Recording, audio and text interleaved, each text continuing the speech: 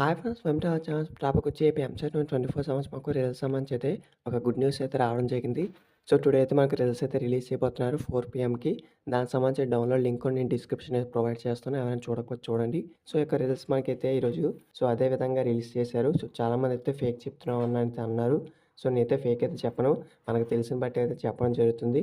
So, already ఇక్కడ చూడండి మనకు నేడు ఎంసెట్ ఫలితాలు అనేది మనకి ఇవ్వడం జరిగింది. నేడు ఏపీ ఎంసెట్ ఫలితాలు మనకు engineering, agriculture, pharmacy, common interest test అయితే ఉంటుంది కదా! సో, ఫలితాలు విడుదలైతే కానున్నాయి.